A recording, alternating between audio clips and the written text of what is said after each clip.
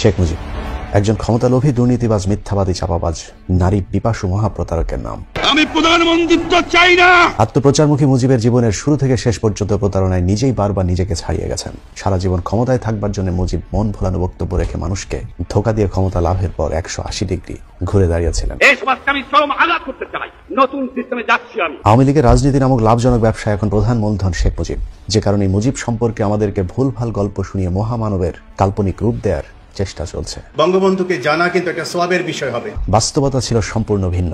শেখ মুজিবকে নিয়ে করা আমার চ্যানেলের প্রথম ভলিউমে দেখানো হয়েছিল মুজিব ক্ষমতার জন্য কিভাবে পাকিস্তানি শাসক শ্রেণীর সাথে বারবার আঘাত করেছিলেন। আজকের অনুষ্ঠানে দেখবেন ক্ষমতার আসনে বসতে শেখ মুজিব কিভাবে ভারতীয় দালালে পরিণত হয়েছিল। আমার জনসাধারণ ভারতবর্ষের জনসাধারণের কাছে কৃতজ্ঞ।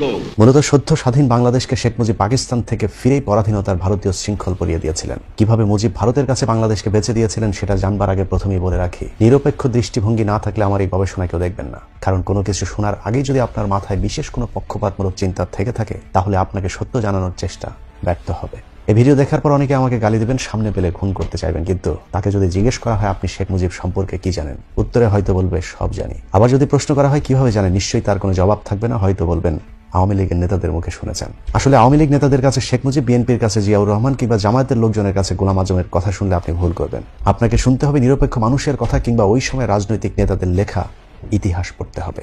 কিন্তু সমস্যা হলো এদেশের মানুষ নিজে পড়ার চেয়ে অন্যের মুখে শুনতে বেশি পছন্দ করেন। ক্ষণজন্মা এই মহাপুরুষ শৈশব থেকেই ছিলেন অত্যন্ত মানবদরদী, কিন্তু অধিকার আদায়ে ছিলেন আপসহীন। আল্লাহর দেওয়া জীবন বিধানও আমরা লোক ভাড়া করে শুনি, অথচ ঘরের কোণে পড়ে থাকা অর্থ সহ 30 পারা কোরআন আমাদের বেশিরভাগ মানুষেরই পড়ার সুযোগ হয়নি, যে কারণে কপ্টারে চড়ে হেলিকপ্টার হুজুরেরা আমাদেরকে ভুলভাল বোঝানোর সুযোগ পায়। ইয়া আইয়ুহাল্লাযীনা আমানু তুবু ইলাল্লাহি তাওবাতান নাসুহা।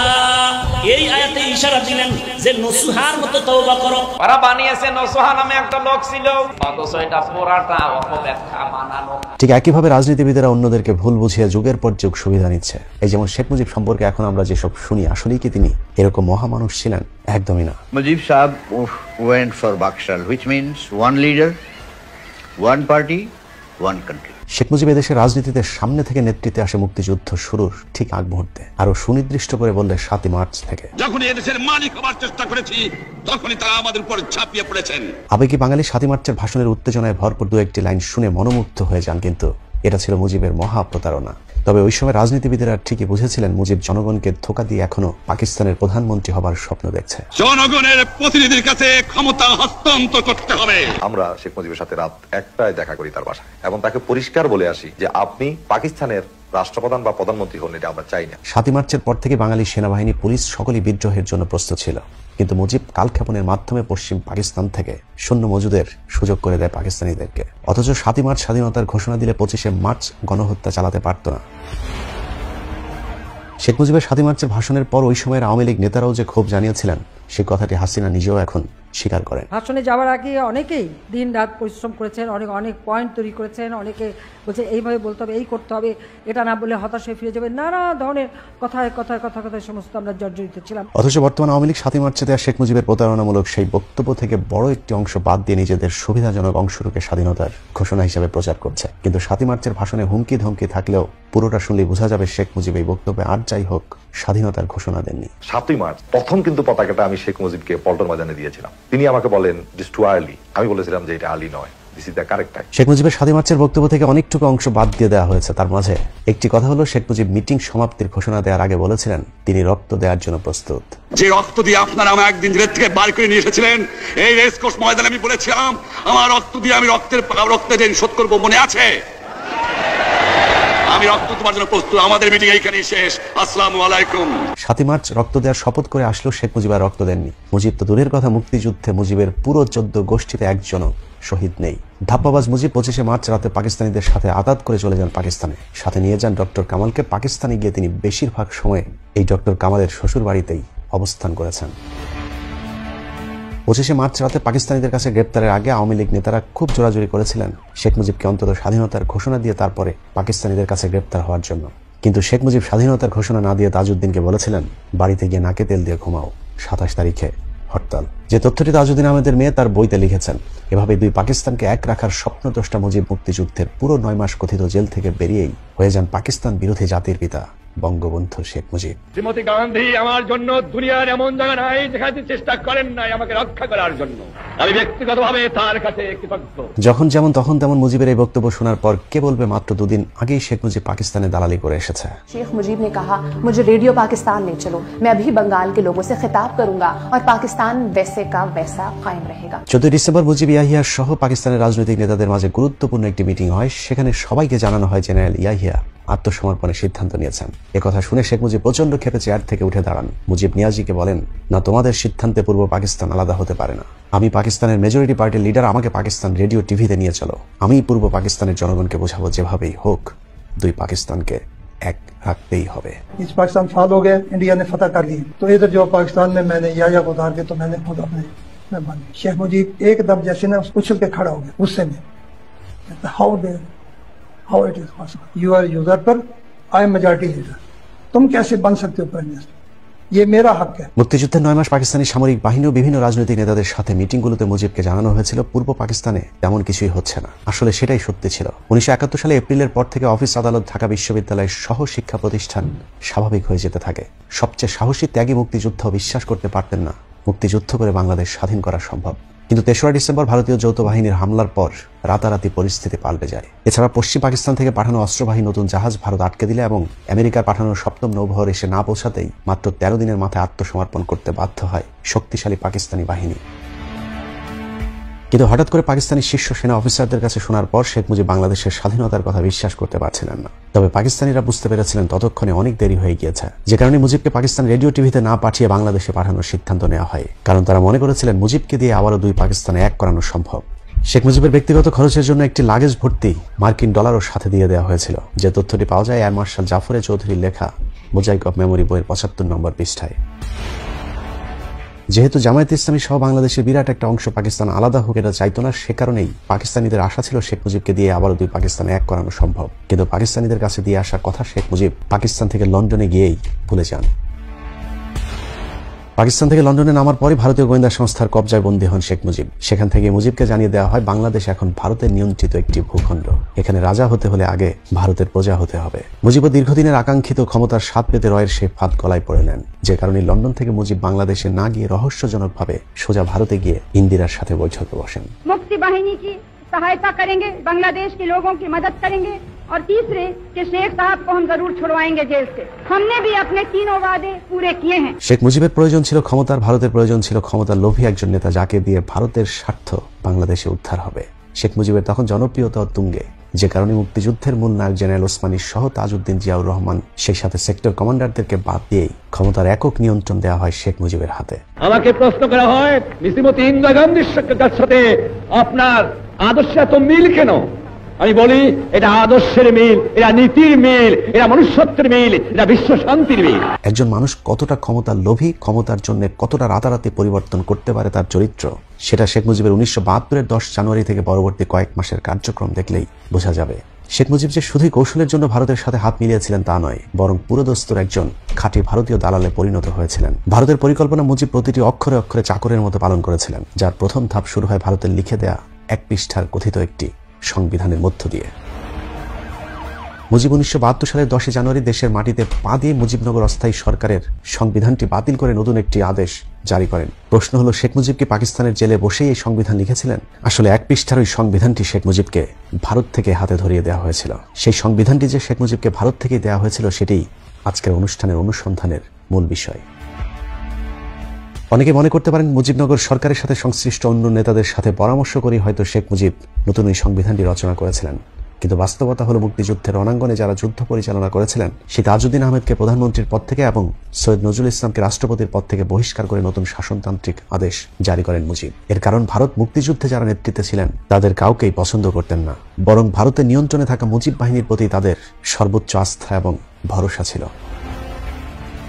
মুক্তিযুদ্ধে নেতৃত্ব দেওয়া মানুষগুলোকে সরকার থেকে সরানোর পর ভারত কিভাবে মুজিবের মাধ্যমে বাংলাদেশে মুক্তিযুদ্ধ বিরোধী পরিকল্পনা বাস্তবায়ন করেছিল, চলুন সেটাই দেখা যাক। বাংলাদেশ 4টে স্তম্ভের উপর চলবে: জাতীয়তাবাদ, সমাজতন্ত্র, গণতন্ত্র ধর্মনিরপেক্ষ রাষ্ট্র। আমরা সকলেই শুনে এসেছি মুক্তিযুদ্ধের 4টি মূল নীতি আদর্শ হলো গণতন্ত্র, সমাজতন্ত্র, ধর্মনিরপেক্ষতা এবং জাতীয়তাবাদ। কিন্তু আসলেই কি এই 4টি আদর্শের জন্য আমাদের মুক্তিযুদ্ধ হয়েছিল? মুক্তিযুদ্ধের আগে 11 দফা, 21 দফা, 6 দফা গণ অভ্যুত্থান, কোথাও কি এই 4টি আদর্শের কথা আমরা শুনেছি? আসলে এই 4টি আদর্শই ভারত থেকে আমদানি করা।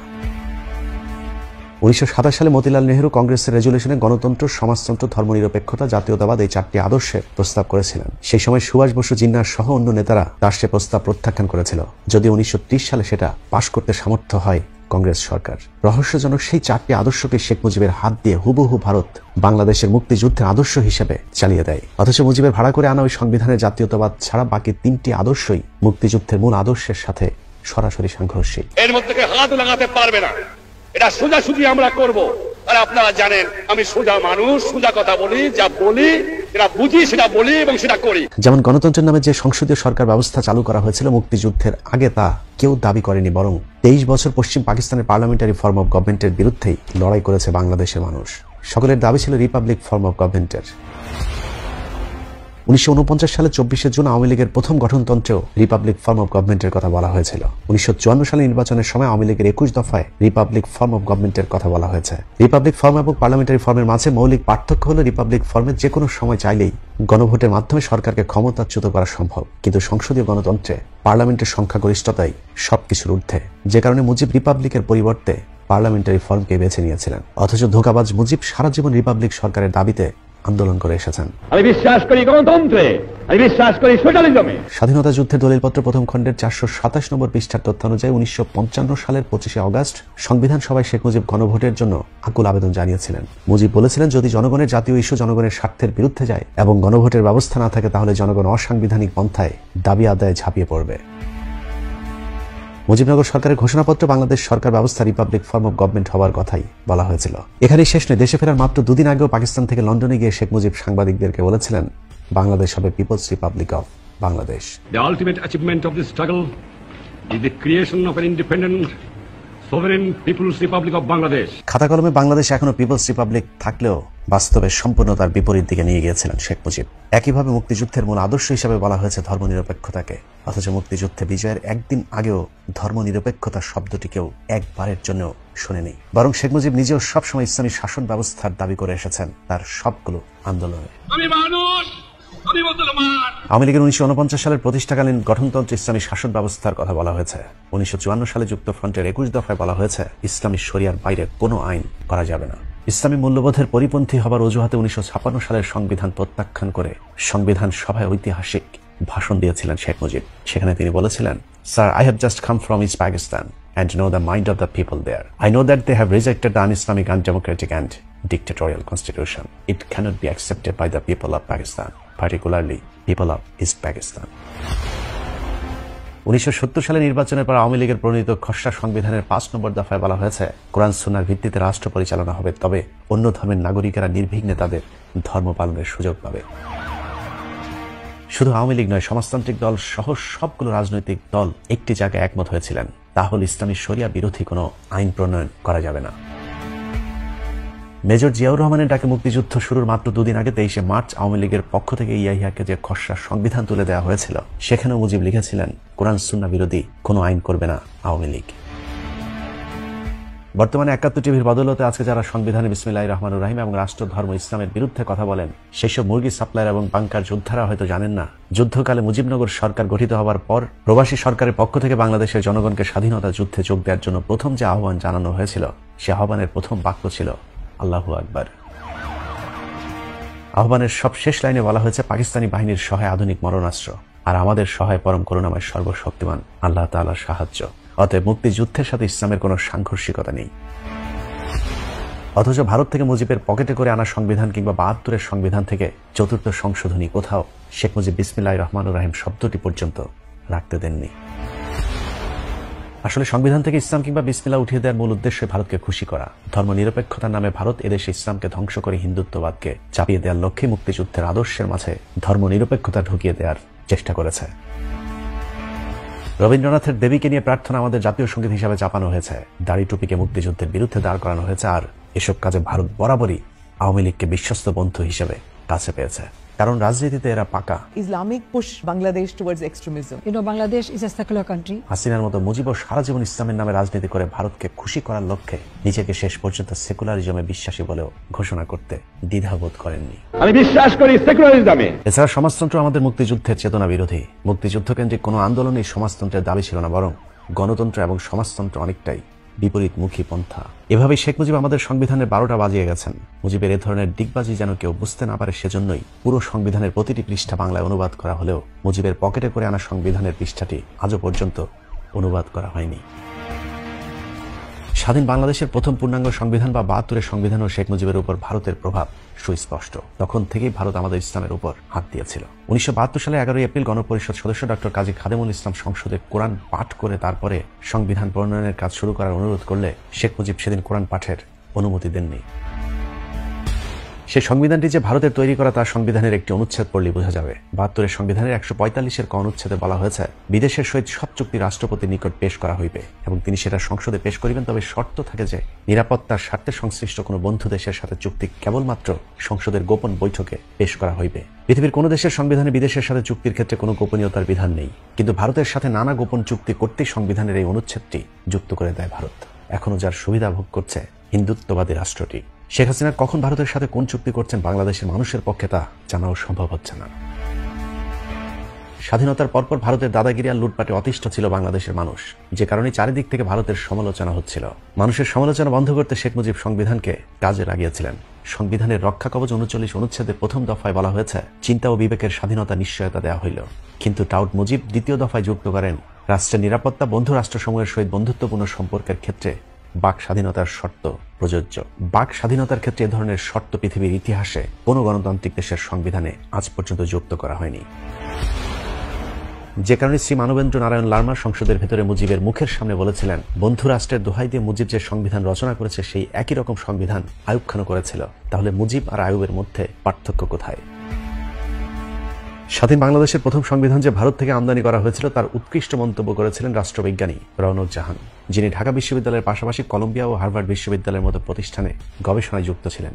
রওনক জাহান বলেছিলেন, the constitution of Bangladesh is an interesting document since it is an attempt two facilitate political development in Bangladesh according to Indian model. তিনি বাংলাদেশের সংবিধানকে কৌতূহলীপূর্ণ বা সন্দেহজনক নথি হিসাবে উল্লেখ করেছিলেন, কারণ এই সংবিধানে ভারতীয় মডেল হিন্দুত্ববাদকে চাপিয়ে দেওয়ার চেষ্টা করেছিল শেখ মুজিব। সংবিধানের খসড়া প্রস্তুতের পর 1972 সালে দৈনিক পূর্ব বাংলা পত্রিকার 17 অক্টোবরের খবরে ভিনদেশী সংবিধান শিরোনামে মাওলানা ভাসানীর একটি কলাম ছাপা হয়েছিল, যেখানে বলা হয় 23 বছর দুই পাকিস্তান মিলেও একটি সংবিধানের জন্য হাহাকার করে সেটা সম্পূর্ণ করতে পারেনি, অথচ সেই সংবিধান প্রস্তুত করতে সময় লেগেছে মাত্র 6 মাস। কে করল এই সংবিধান? মুজিব আর কামাল? জনসাধারণের গণভোট হইল না, বুদ্ধিজীবীদের পরামর্শ লাগেনি, মুক্তিযোদ্ধাদের কা ঘেঁষতে দেওয়া হয়নি, 34 জন বাদে গণপরিষদ সদস্যদের মধ্যে কেউ জানে না, তাহলে এই সংবিধান কোত্থেকে নাজিল হলো তার সাড়ে নজরুল 7 কোটি মানুষের জানার হক রহিয়াছে। জনসাধারণকে ধোঁকা দিয়ে এভাবে ভারতের দেওয়া সংবিধানকে ডক্টর কামালের রচিত সংবিধান বলে চালিয়ে দেয় শেখ মুজিব, যে কারণে 72-এর সংবিধানকে মাওলানা ভাসানী, ন্যাপ সহ সব রাজনৈতিক দল প্রত্যাখ্যান করেছিল। ডক্টর আবুল ফজল হক তার বাংলাদেশের শাসন ব্যবস্থা রাজনীতি বইয়ের 134 নম্বর পৃষ্ঠায় মুজিবের সেই সংবিধান সম্পর্কে বিভিন্ন দলের একটি মন্তব্য তুলে ধরেছেন, যেখানে বাংলাদেশ কমিউনিস্ট পার্টির সংবিধানকে সংশোধনের অযোগ্য বলে ঘোষণাও তা প্রত্যাখ্যান করেন। তাদের মতে মুজিবের 72-এর সংবিধানের চেয়ে আইয়ুব খানের 62-এর সংবিধানে মানবাধিকারের নিশ্চয়তা অনেক বেশি পরিমাণে ছিল। ন্যাপ প্রধান মাওলানা ভাসানী বলেছিলেন তার দল এই সংবিধান গ্রহণ করবে না। বিপ্লবী ছাত্র ইউনিয়ন মাওলানা ভাসানীর সাথে একমত প্রকাশ করে খসড়া সংবিধানের বিরুদ্ধে গণ আন্দোলন করে তোলার আহ্বান জানান। আসম রব বলেছিলেন এটি একটি বাজে সংবিধান। 16 ডিসেম্বর আগে এগুলি ডিসাইড করেছে পৃথিবীর কোনো বই আমি পড়ি নাই, যদি কেউ দেখাইতে পারে আমি তার কাছে সারেন্ডার করব। শুধু সংবিধান নয়, প্রতিটি ক্ষেত্রে শেখ মুজিব ভারতের পক্ষে কাজ করেছিল। 16 ডিসেম্বর পাকিস্তানি বাহিনীর আত্মসমর্পণের সময় কেন বাংলাদেশের পক্ষ থেকে কাউকে রাখা হয়নি তা নিয়ে মুক্তিযোদ্ধাদের মধ্যে চরম ক্ষোভ থাকলেও শেখ মুজিব কোনো প্রশ্ন করেননি, বরং স্বাধীনতা পরবর্তী পাকিস্তান বাহিনীর ফেলে যাওয়া অস্ত্রশস্ত্র সহ কলকারখানার মূল্যবান যন্ত্রপাতি লুটপাটে ভারতকে সর্বাত্মক সহায়তা করেছিল শেখ মুজিব। মুক্তিযুদ্ধের 9 নম্বর সেক্টরের কমান্ডার মেজর জলিল তার অরক্ষিত স্বাধীনতায় পরাধীনতা বইতে লিখেছেন, মুক্তিযুদ্ধের সর্বাধিনায়ক জেনারেল ওসমানীর কাছে পাকিস্তানি জেনারেল নিয়াজি আত্মসমর্পণ করলেন না কেন? আত্মসমর্পণের সময় ওসমানী উপস্থিত ছিলেন না কেন? কর্নেল ওসমানী আত্মসমর্পণের বেশ কয়েকদিন পর ঢাকায় এলেন কেন? এই কদিন ওসমানী কোথায় ছিলেন? তিনি কি তাহলে সত্যি কলকাতায় বন্দী ছিলেন? মেজর জলিল আরও লিখেছেন, 17 ডিসেম্বর খুলনা সার্কিট হাউস মাঠেও পাকিস্তানি সেনাদের আরেকটি আনুষ্ঠানিক আত্মসমর্পণ পর্ব অনুষ্ঠিত হয়। 9 সেক্টরের অধিপতি হিসেবে আমি সেখানে উপস্থিত থাকলেও আমাকে জোর করে ভারতীয় সেনারা পেছনের সারিতে ফেলে দেয়।